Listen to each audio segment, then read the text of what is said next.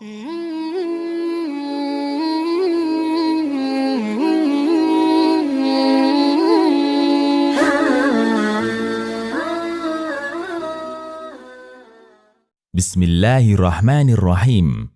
Perkenankan kami berbagi tata cara sujud.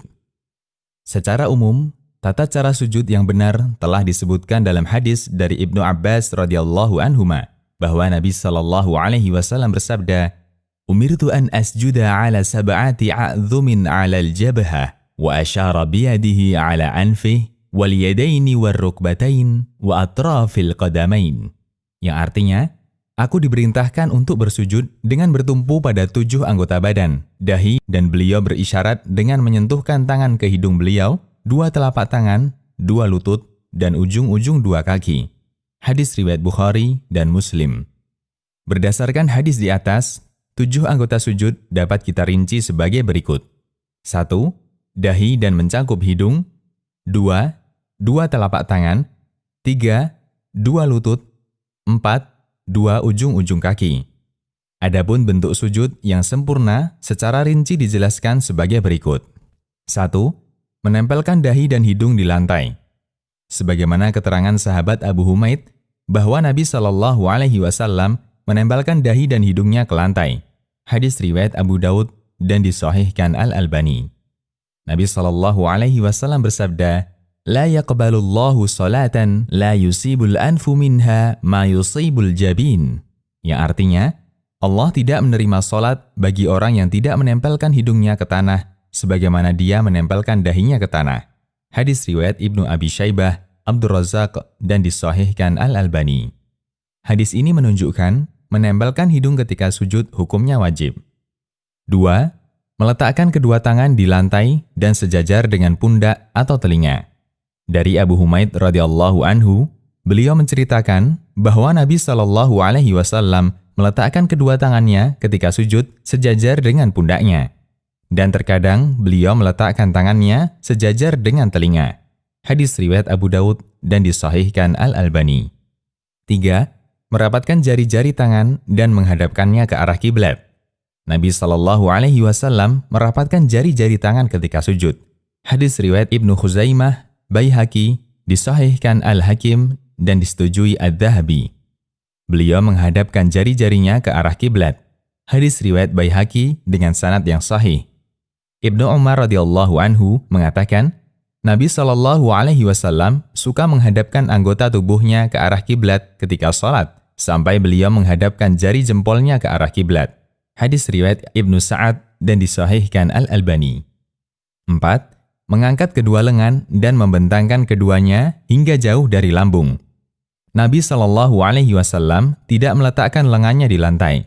Hadis riwayat Bukhari dan Abu Daud. Nabi Shallallahu Alaihi Wasallam mengangkat kedua lengannya dan melebarkannya sehingga jauh dari lambungnya, sampai kelihatan ketiak beliau yang putih dari belakang. Hadis riwayat Bukhari dan Muslim.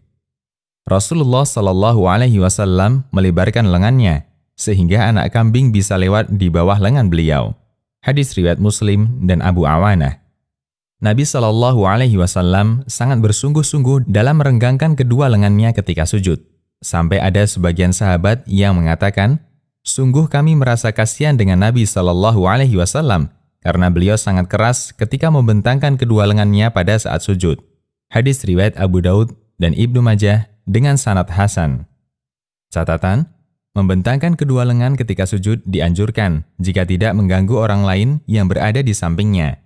Jika mengganggu orang lain, misalnya ketika sholat berjamaah, maka tidak boleh membentangkan tangan, namun tetap harus mengangkat siku agar tidak menempel dengan lantai. Karena menempelkan siku ketika sujud termasuk tata cara sujud yang terlarang. 5. Menempelkan kedua lutut di lantai. Nabi Shallallahu Alaihi Wasallam bersabda, "Kami diperintahkan untuk bersujud dengan bertumpu pada 7 anggota badan, salah satunya bertumpu pada kedua lutut." Hadis riwayat Bukhari dan Muslim. Catatan: kedua lutut dirapatkan ataukah direnggangkan? Tidak terdapat keterangan tentang masalah ini. Oleh karena itu, posisi lutut ketika sujud sebaiknya disesuaikan dengan kondisi yang paling nyaman menurut orang yang sholat. Jika dia merasa nyaman dengan merenggangkan lutut, maka sebaiknya direnggangkan, dan sebaliknya. Syekh Ibnu Al-Utsaimin menjelaskan, hukum asal gerakan sholat adalah meletakkan anggota badan sesuai dengan kondisi asli tubuh sampai ada dalil yang menyelisihinya. Asy-Syarhul Mumti'. 6. Bersikap i'tidal ketika sujud. Syekh Muhammad bin Shalih Al-Utsaimin menjelaskan bahwa yang dimaksud i'tidal ketika sujud adalah merenggangkan antara betis dengan paha dan merenggangkan antara perut dengan paha masing-masing kurang lebih 90 derajat. Namun tidak boleh berlebihan ketika merenggangkan betis dengan paha sehingga lebih dari 90 derajat. Asy-Syarhul Mumti'. Dari Anas bin Malik radhiyallahu anhu, Nabi SAW bersabda, "I'tadilu fis sujud," yang artinya, bersikaplah i'tidal ketika sujud. Hadis riwayat Bukhari dan Muslim. Dari Abu Humaid radhiyallahu anhu, beliau menceritakan tata cara salatnya Nabi SAW. Ketika beliau sujud, beliau renggangkan kedua pahanya tanpa sedikit pun menyentuhkan paha dengan perut beliau. Hadis riwayat Abu Daud dan disahihkan Asy-Syaukani dalam Nailul Awtar. 7. Meletakkan ujung-ujung kaki dan ditekuk, sehingga ujung-ujung jari kaki menghadap kiblat. Nabi SAW meletakkan dua lututnya dan ujung kedua kakinya di tanah. Hadis riwayat Baihaqi dengan sanad yang sahih dan disahihkan oleh Al-Hakim dan Al-Albani. Beliau menegakkan kedua telapak kakinya.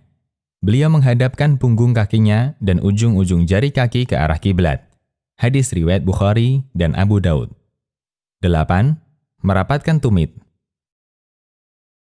Beliau merapatkan kedua tumitnya ketika sujud. Hadis riwayat At-Tahawi dan Ibnu Khuzaimah dan disahihkan Al-Albani. Demikian, semoga kita dimudahkan untuk mengikuti kesempurnaan salat Nabi SAW.